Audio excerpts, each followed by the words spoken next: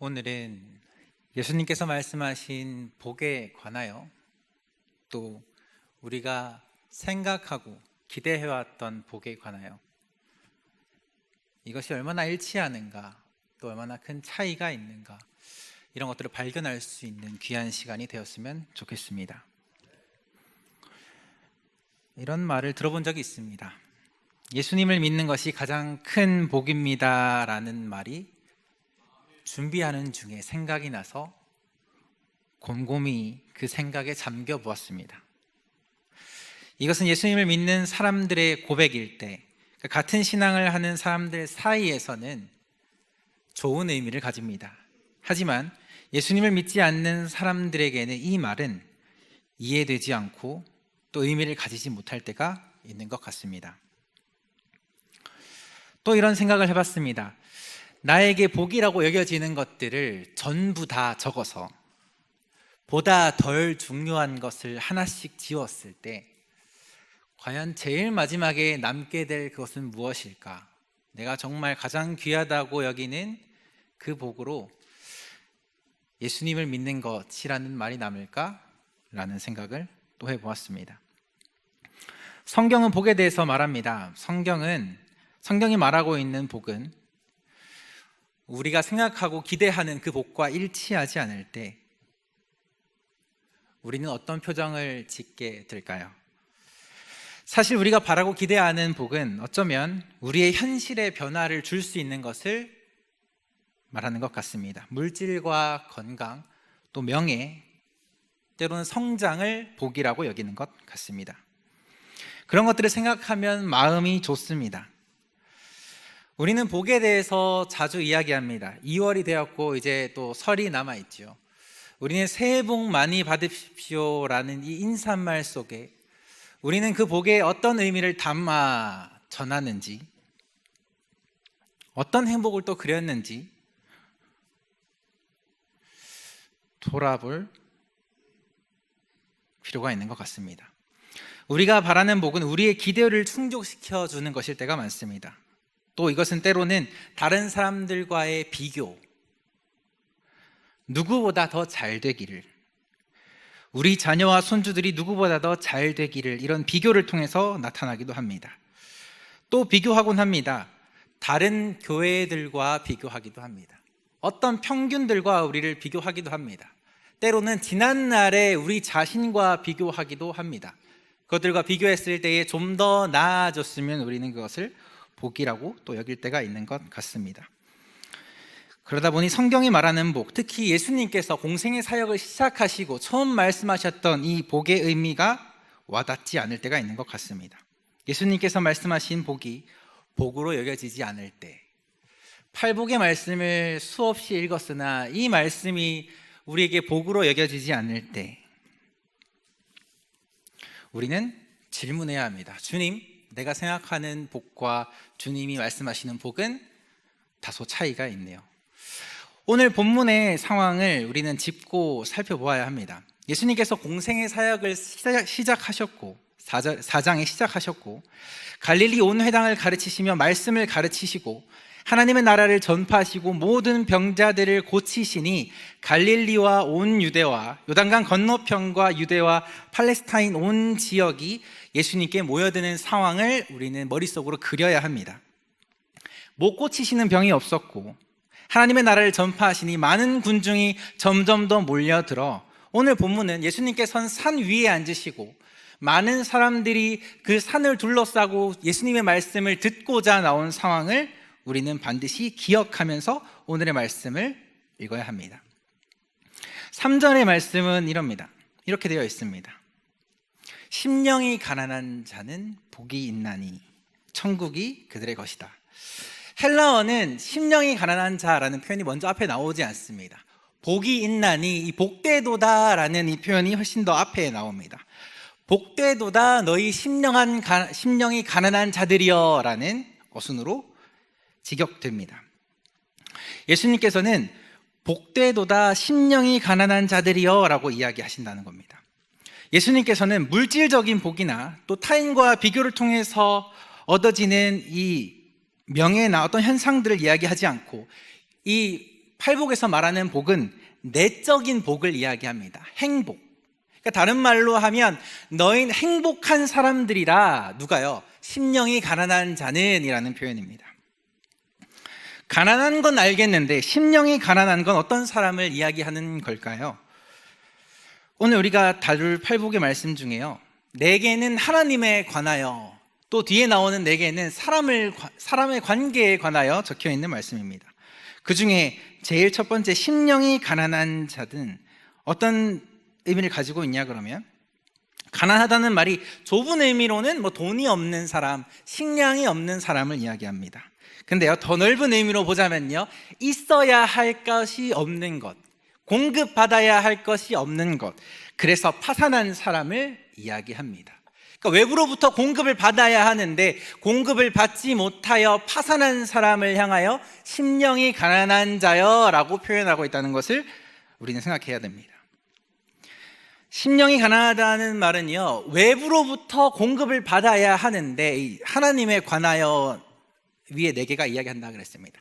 하나님께서 우리 가운데 채워주셔야 하는데, 하나님께서 우리 마음 가운데에 우리의 부족함을 채워주셔야 하는데 그것을 공급받지 못하여 오늘 파산한 사람들은 복이 있다, 행복한 사람이다 라고 3절은 이야기하고 있다는 것입니다.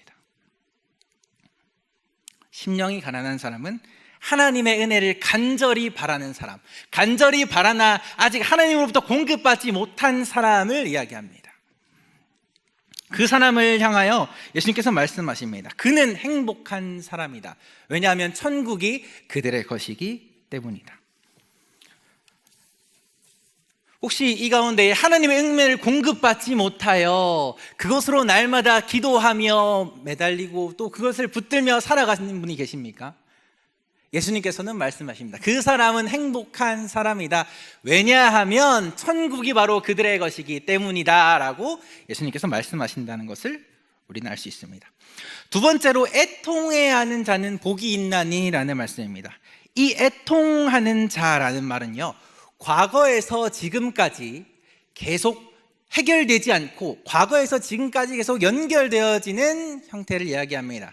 그러니까 과거에도 슬펐고 지금도 슬프고 아직 이 슬픔이 해결되지 않는 사람을 이야기합니다. 어디서요? 하나님 앞에서요. 하나님 앞에서 내가 맨날 울고 하나님께 매달리지만 나의 문제가 해결되지 않았고 지금도 응답을 받지 못했으며 그래서 날마다 울고 있는 지금 나의 상태를 예수님께서 복되도다라고 말씀하고 계신다는 것입니다. 세 번째는요, 온유한 자를 이야기합니다. 온유한 자는 땅을 기업을 얻을 것이라고 이야기합니다. 그냥 읽으면 땅을 기업으로 주신다니 이 말이 가장 좋아 보입니다. 네, 여기서 말하는 땅은 우리가 살아가는 이 땅을 이야기하지 않습니다. 그것은 바로 새하늘과 새 땅을 이야기하는 그 하나님의 나라를 이야기하는 겁니다. 온유한 자는 어떤 사람이냐 그러면요, 그 원어의 뜻을 보니까요, 하나님의 응답하심을, 하나님의 심판을, 하나님의 판결을 기다리는 사람을 온유한 사람이라고 이야기합니다. 주님의 뜻이 이루어지기를 간절히 바라는 사람, 그가 온유한 사람이라고 이야기합니다. 그는 복된 사람이라고 이야기합니다. 네 번째요, 우리가 잘 아는 의에 줄이고 목마른 자는 복이 있나니. 네, 하나님과의 관계 때문에 내가 주님과 더욱더 가까워지려고 애쓰나 그것이 내 뜻대로 되지 않아 날마다 하나님 앞에 부르짖는 자는 복이 있다라고 말씀하십니다. 그래서 팔복에 나오는 앞에 네 가지는요, 전부 다 주님과 관련된 복을 이야기합니다. 주님 앞에 여전히 울고 있으며, 주님 앞에 여전히 파산한 자로 주님의 은혜를 기다리고 있으며, 주님의 뜻이 이루어지기를 간절히 바라며 살아가며, 주님의 뜻이 내 삶 가운데 이루어지기를 간절히 바라나 아직 그 응답하심을 만나지 못한 사람을 주님께서는 행복한 사람이다 라고 말씀하신다는 것을 기억해야 됩니다. 이것이 예수님께서 말씀하시는 복입니다. 다섯 번째에서 여덟 번째의 복은요, 사람들과의 관계에서 나오는 복입니다. 다섯 번째는 긍휼히 여기는 사람, 다른 사람을, 타인을 긍휼히 여기는 사람은 복이 있나니. 여섯 번째로, 마음이 청결한 자는, 두 마음을 품지 않는 하나의 마음을 가지고 있는 사람은 복이 있나니. 화평하게 하는 자는 복이 있나니, 의를 위하여 지금 고난받는 자는 복이 있나니. 이것은 사람과의 관계, 삶에서 이 문제를 가지고 애쓰는 사람들을 향하여 예수님께서 복이 있다고 선언하신 말씀입니다. 그런데 이렇게 각 절마다 어떤 사람이 복이 있는지를 짚다 보면 중요한 것을 자꾸 빼먹게 됩니다. 그것은 뭐냐 그러면, 이 여러 결핍을 가진 사람들이 지금 어디에 있는가 하는 질문입니다. 산 아래 예수님의 말씀을 듣기 위하여 모였습니다. 다양한 문제를 가진 사람이 예수님의 말씀을 듣기 위하여 모였습니다. 왜 그들은 예수님의 말씀을 듣기 위하여 모였을까요? 왜 유대 방방 곳곳에서 요단강 건너편에서 넘어와서 왜 예수님의 말씀을 듣기 위하여 그 산 아래 모여 있을까요? 그것은 바로 주님께서 이것에 대해서 대답할 수 있는 분이라는 믿음으로 모였다는 사실을 기억해야 됩니다. 많은 문제를 가지고, 많은 다양한 문제를 가지고 모였으나 주님께서 이 문제를 해결해 주실 것이라는 것을 기대함으로 모였다는 사실을 우리는 반드시 기억해야 한다는 것이죠.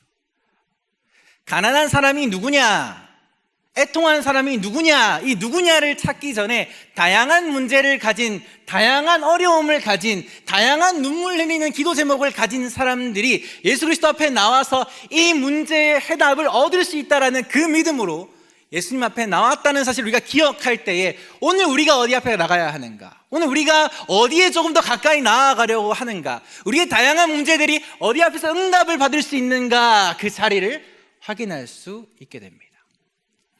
우리의 다양한 문제들, 해결되지 않는 우리의 눈물들이 어디에서 응답을 받습니까? 그것은 바로 예수 그리스도 앞에서 응답 받을 수 있는 줄 믿습니다. 우리가 예수께 나아갈 때에 그리스도께서 우리를 향하여 하나님의 뜻을 알게 하실 것을 믿을 수 있는 저와 여러분들이 되었으면 좋겠습니다.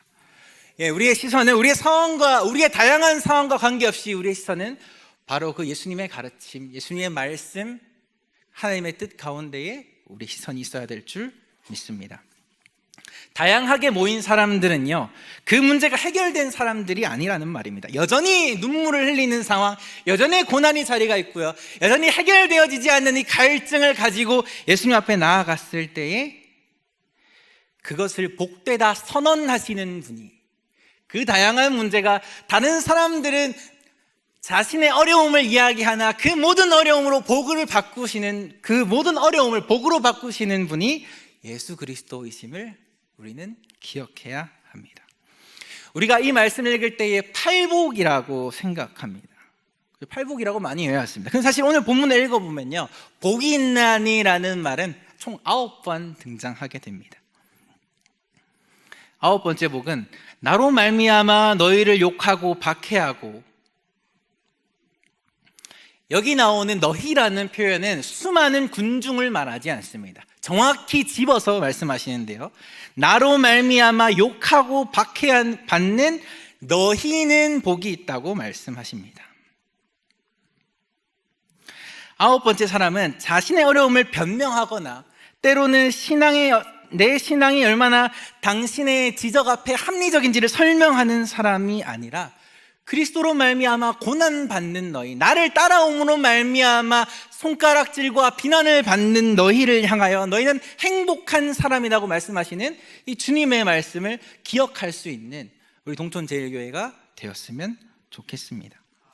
설교를 일찍 마무리하려고 하는데요, 어떻게 마무리하면 좋을까를 생각하다가 문득 어렸을 때 불렀던 찬양 한 곡조가 기억이 났습니다.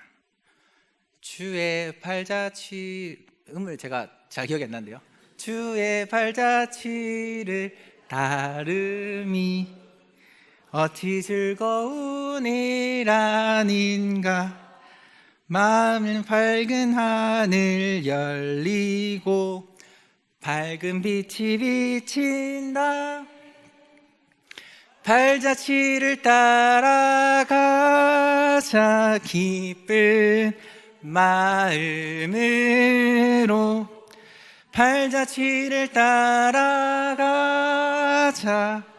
찬송하며 나가자. 제가 어린이 찬송으로 불렀던 기억이 있는데요.